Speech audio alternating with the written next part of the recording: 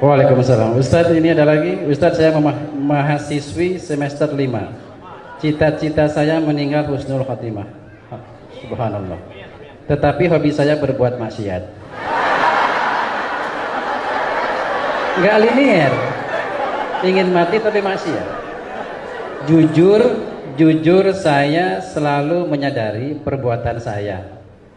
Perbuatan yang salah. Bahkan saya sering menangisinya. Tolong beri saya nasihat. Amalan apa yang bisa menjauhkan saya dari perbuatan maksiat itu?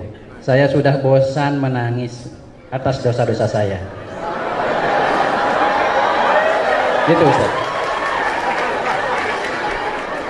Berdosa itu semua orang tahu, tapi penyebab apa membuat engkau berdosa, engkau mesti tahu.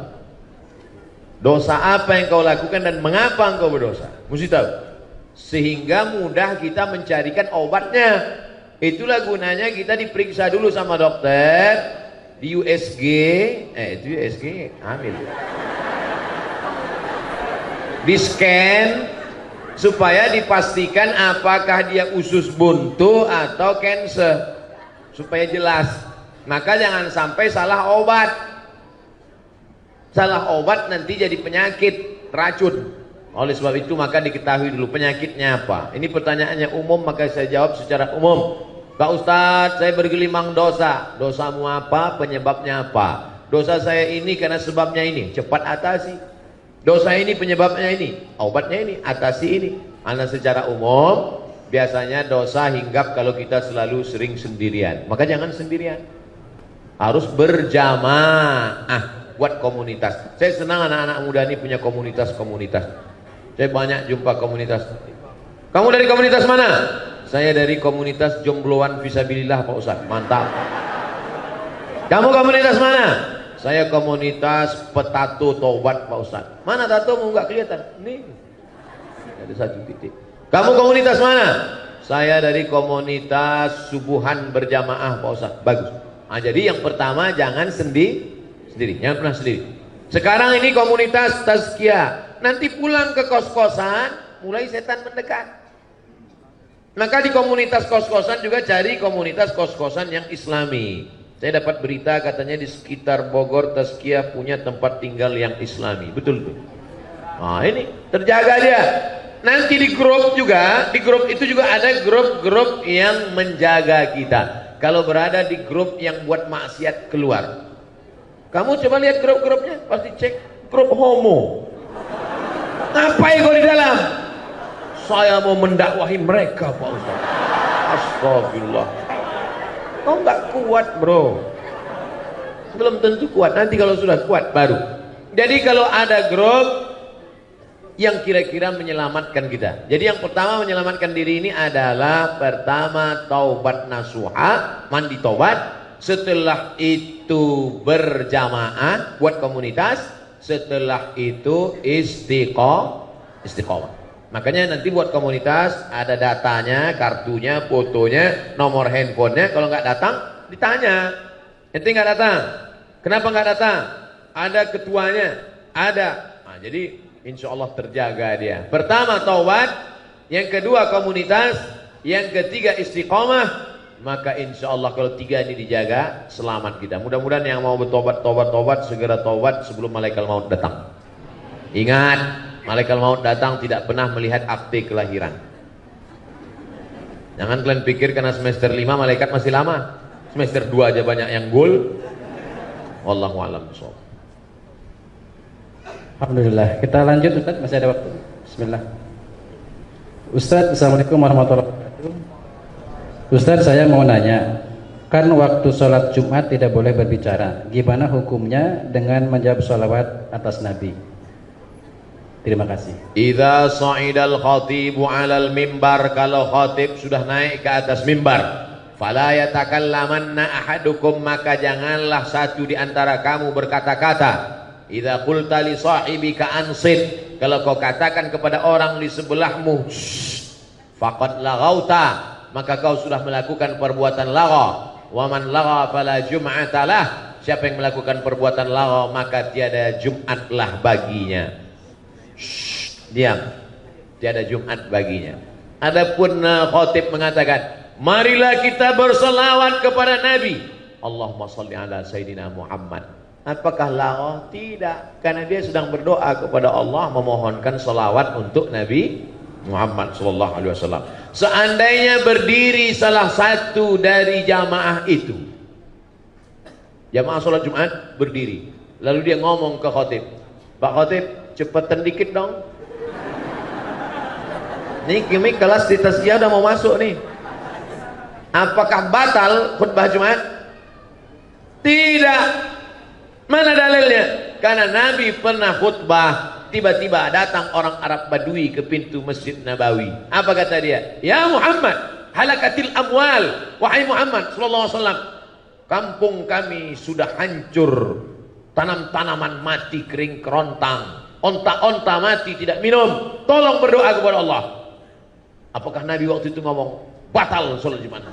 Nah, Nabi angkat tangan. Nabi angkat tangan, apa kata Nabi? Aghithna, aghithna, aghithna. Itulah yang disebut dengan istisqa dalam khutbah Jumat. Nabi justru berdoa, minta supaya turun hujan.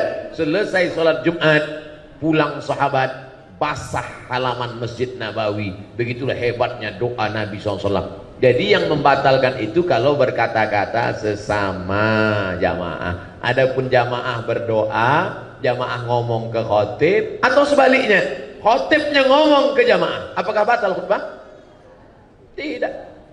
Nabi sedang khutbah, tiba-tiba ada seorang laki-laki datang, langsung duduk. Apa kata Nabi? Qum, berdiri, berdiri, berdiri kata Nabi. Nabi suruh dia sholat 2 rakaat. Andai saya sedang khutbah, tiba-tiba datang seorang laki-laki duduk, saya suruh dia berdiri, berdiri. Tapi belum pernah lagi.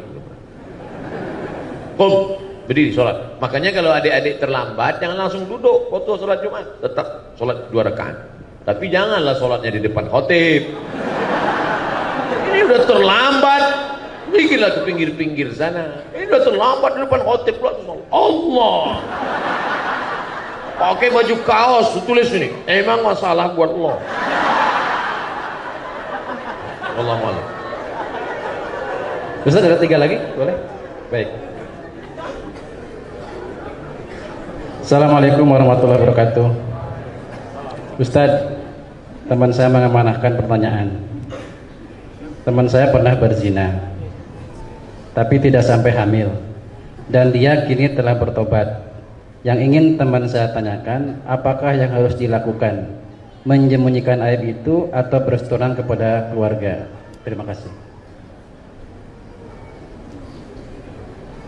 Dia laki-laki perempuan? Tulisannya ini temannya soalnya. Kalau laki-laki berzina, habis itu dia nikah, istrinya kan nggak tahu kan? Nggak tahu, karena nggak ada labelnya. Beda sama perempuan. Kalau dia berzina, habis itu dia nikah, suaminya tahu. Dalam kitab fikih dikatakan, dikutip oleh Sayyid Sabiq dalam fikih sunnah. Lihat fikih sunnah. Inishtarata bikran, kalau seorang laki-laki menikah mensyaratkan istrinya mesti bikran. What the meaning of bikran? Virgin. Inishtarata bikran, kalau laki-laki mensyaratkan istrinya harus bikran, virgin, fabanat thayban, ternyata setelah nikah tidak virgin, falahul fashu, maka laki-laki itu punya hak untuk fasah. Fasah artinya pembatalan pernikahan. Makanya tertulis di botol, do not accept if cell is broken. Makanya saya tanya, tadi yang tanya laki-laki apa? Perempuan. Kalau laki-laki dia tobat nasuha, selesai. Jangan kau ceritakan sama dia. Jangan pula nanti, Dek, ada sesuatu yang mau ku ceritakan. Apa bang? Kau bukan yang pertama. Apa? Tapi kalau perempuan kau harus cerita, karena kalau tidak nanti ini bahaya. Cuman menanyanya jangan langsung pancing-pancing dia dulu. Pancing dia, Mas, ya, apa sih arti keperawanan bagimu? Terus dia bilang, alah nggak ada. Aku pun nggak perjaka, katanya. Apa?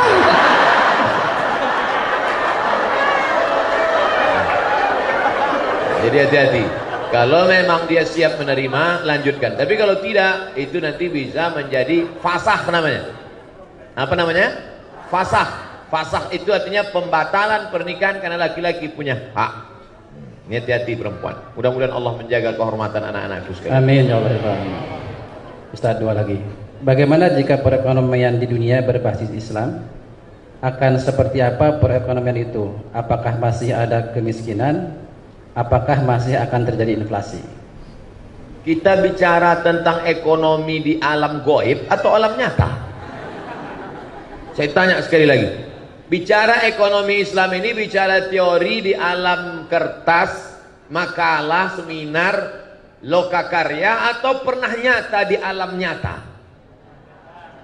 2 tahun setengah jadi khalifah dan dia menantang siapa yang bisa berjalan kaki dari Son'a ke Darul Bayda. Son'a, Yaman. Sekarang kita hitung. Yaman, naik Yaman, Saudi Arabia, naik ke atas Suriah, Yordania, Palestina, naik ke atas lagi Mesir, Tunisia, Aljazair, Maroko, 9 negara. Siapa yang sanggup jalan kaki 9 negara mencari fakir miskin, bawa ke sini, kata Umar bin Abdul Aziz. Abad kedua Islam, tidak ada fakir miskin kalau ekonomi Islam diterapkan. Jadi kita bukan cerita masalah makalah seminar, kita bicara tentang pernah wujud ada di alam nyata. Bukti, real, fakta, bukan fiktif. Jadi orang Islam cerita ekonomi ini bukan dongeng, bukan cerita tentang masalah. Ini mesti diwujudkan kepada umat Islam. Lalu kemudian kenapa dalam fikih itu, coba baca kitab tafsir di abad-abad keempat, abad-abad kelima, abad-abad keenam. Mereka cerita tentang anjing Ashabul Kahfi warnanya apa.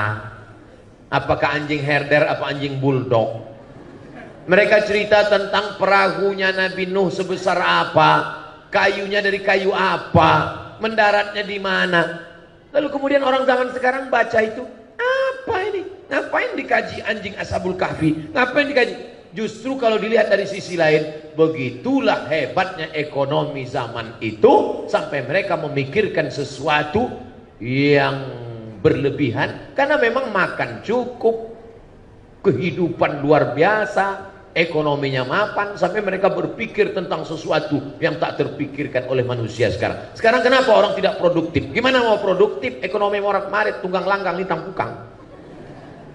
Jadi kalau dibaca abad-abad pertengahan, abad keempat, abad kelima, abad keenam, kenapa tafsir-tafsir, fikih-fikih itu mengkaji dengan kajian luar biasa. Bahkan di Indonesia, kalau adik-adik nanti baca fikih ketika Islam sedang jaya-jayanya di Kalimantan, ada kitab fikih namanya Sabilal Muhtadin, ditulis oleh mufti kerajaan Banjar, namanya Syekh Muhammad Arsyad Al-Banjari.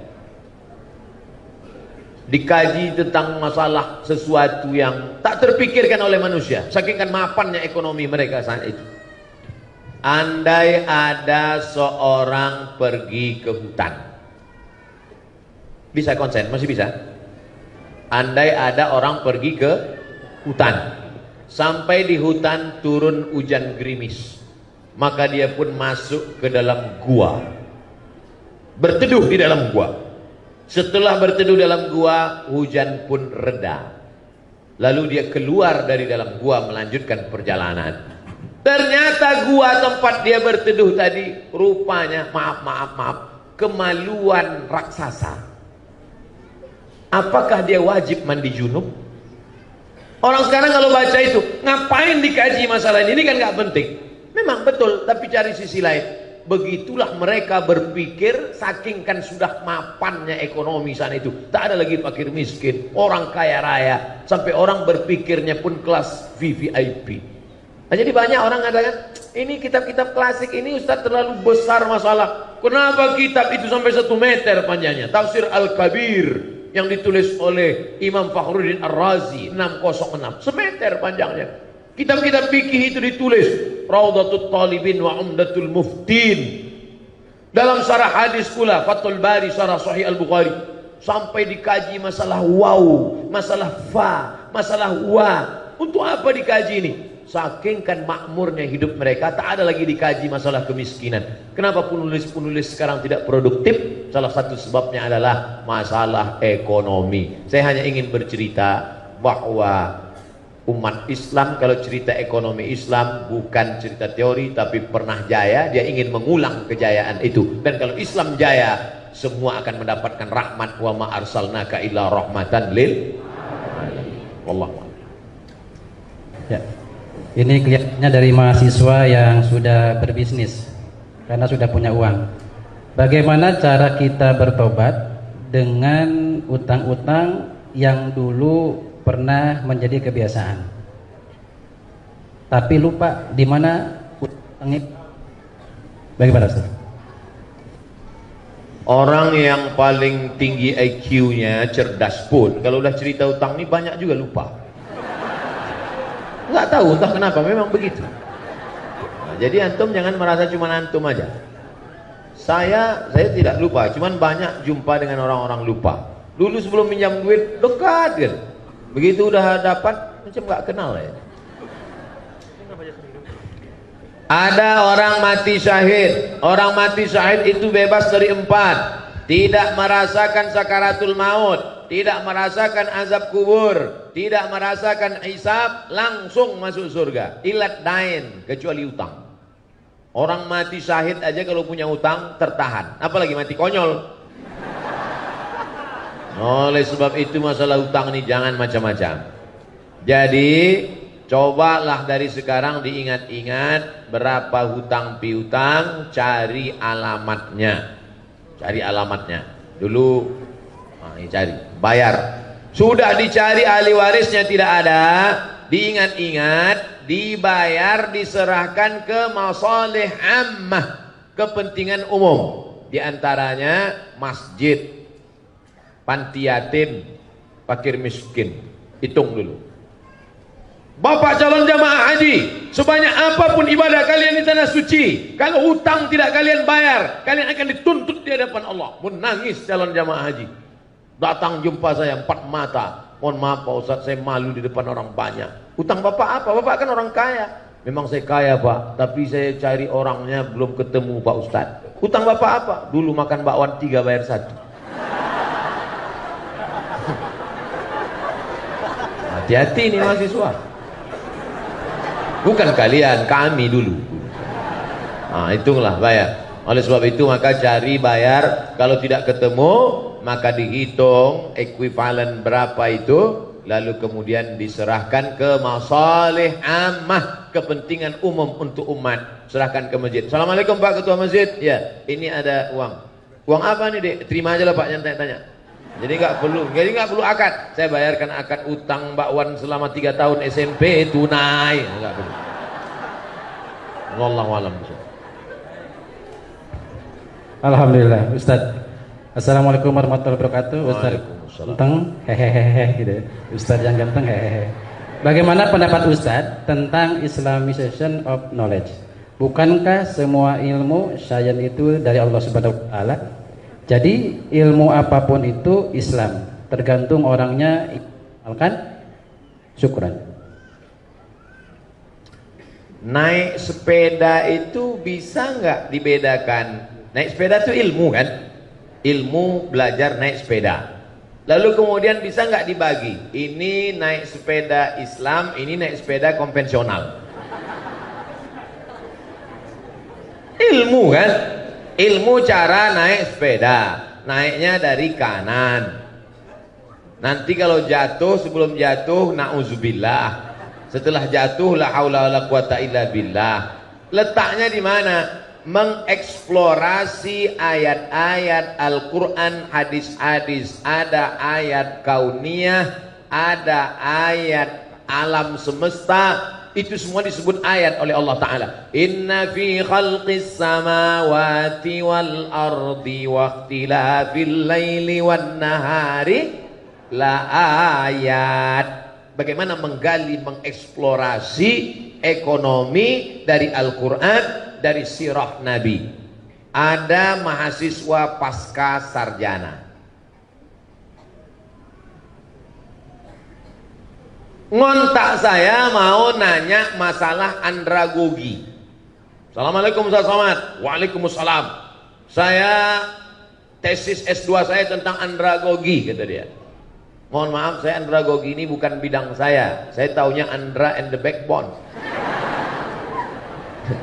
Saya mau ngajak ketemuan karena mahasiswa ini perempuan, mahasiswi, jadi saya nggak berani ketemu di rumah makan, ketemunya di masjid. Nanti kalau ketemu di rumah makan dia foto kan bahaya. Akhirnya ketemu di masjid. Kata dia, andragogi ini apa? Saya tanya. Andragogi ini belajar setelah dewasa, Ustaz. Terus saya sudah cari hadisnya nggak ketemu.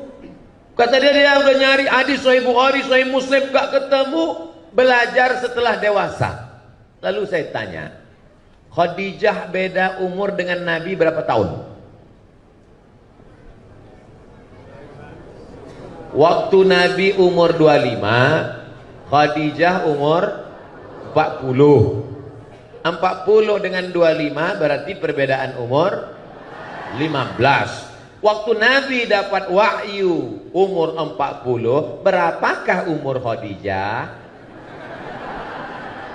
55. Berarti dia belajar Islam umur berapa? 55. Belajar Islam setelah umur 55 itu apa namanya? Andragogi. Ketika saya tanya gitu, berapa umur Khadijah belajar Islam? 55, Ustaz. 55 itu anak-anak apa dewasa? Dewasa. Apa itu namanya?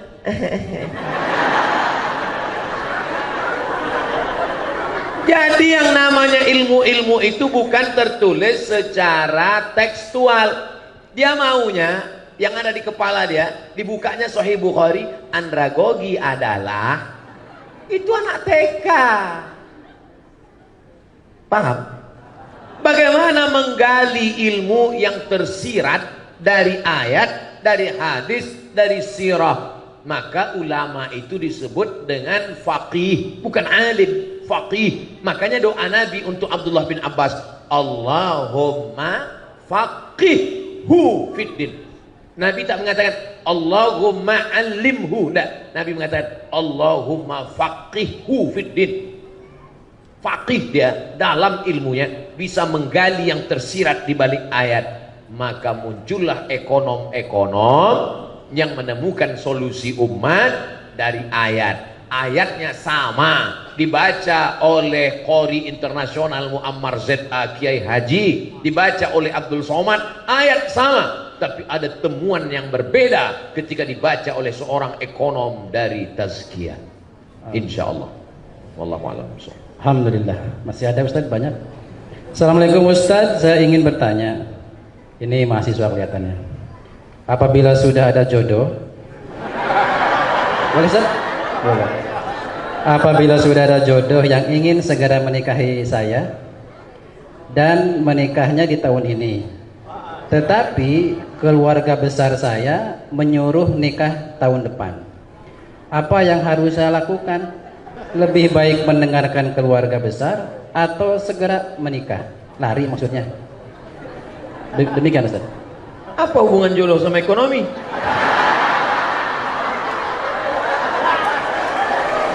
Karena jodoh terkendala disebabkan oleh Ekonomi.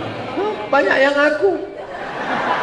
Jadi ekonomi ini menggantung kepada segala aspek. Ibadah menjadi khusyuk karena ekonomi. Ceramah menjadi khusyuk. Kenapa saya ceramah di Tazkiyah ini khusyuk? Ekonominya bagus, AC-nya kencang. Coba kalau di tempat lain berkipas aja lah. Ekonomi Islam adalah di sini, masya Allah, di sudut-sudut ada AC. Hebat. Hebatnya lagi AC-nya nggak kelihatan karena dimasukkan ke dalam dinding. Biasa. Kenapa acara ini bisa diliput di seluruh dunia, bisa melihat? Karena ekonominya mapan, kameranya besar-besar. Di tempat lain saya ceramah, sini nggak ada kamera, walaupun nggak semuanya hidup.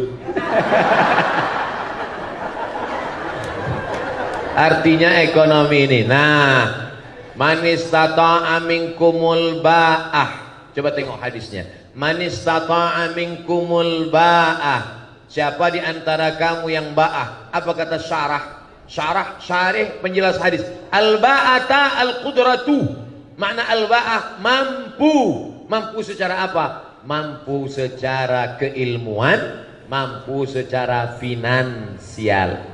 Man istata'a minkumul ba'ata. Siapa di antara kamu yang sudah mampu menikah, falyatazawwaj fa innahu aghaddu lil basar. Karena menikah itu menundukkan pandangan, wa ahsanu lil farj, menjaga kemaluan. Faman lam yastati', siapa yang tak sanggup, fa alaihi bis-shaum, banyak-banyak puasa. Jadi adik-adik mahasiswa yang belum mampu menikah, kalian puasa aja dulu. Puasa. Kalau puasa kalian nafsu ada, tenaga tak ada. Lemes ya. Jadi lawannya mau mati aja. Bro, itu ada mahasiswi cantik dari Tazkiyah. Aku udah nggak ngeliat lagi. Udah mau mati aja bawaan. Nantilah habis buka baru kita cari. Nah, oleh sebab itu, kalau ekonomi sekarang ekonomi sudah mapan. Kira-kira mana yang didulukan Pak Ustadz? Apakah saya menikah tahun ini atau dengan keluarga? Balik kepada Al-Quran. Apa kata Allah? Wa amruhum syura bainahum. Orang beriman itu memutuskan berdasarkan syura. Datang ke ayah, datang ke ibu. Papa. Jangan panggil papa, kita makan sambal terasi nak. Ayah, saya ada rencana nikah sekarang ya. Kau sudah punya kemapanan ekonomi? Sudah mampu insya Allah ya. Tahun depan mobil belum ada, nanti cucuku naik motor batuk.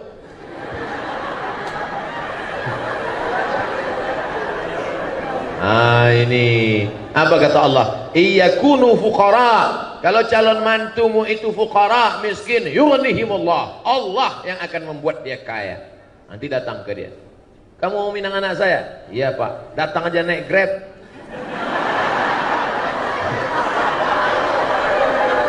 Bacakanlah itu. Ingat-ingat yang saya sampaikan tadi. Iyakunu fuqara yughnihimullah. Kalau yang datang ini miskin, Allah akan mengkayakan dia. Pergi pulang. Yang nyampaikan itu jangan mulut kamu, pinjam mulut orang lain. Yang kira-kira ngomongnya didengar sama orang tua.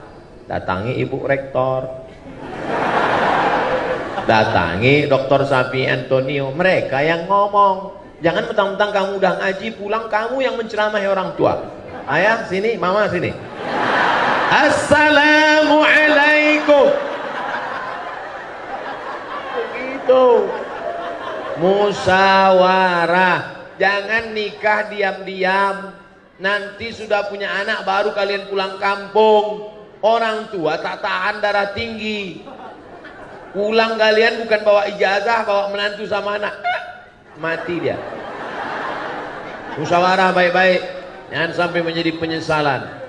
Bagus kalau mahasiswa-mahasiswi mapan menikah, dua-dua tercapai insya Allah. Mudah-mudahan semuanya disegerakan Allah menikah. Yang bilang amin yang belum nikah aja. Wallahu a'lam.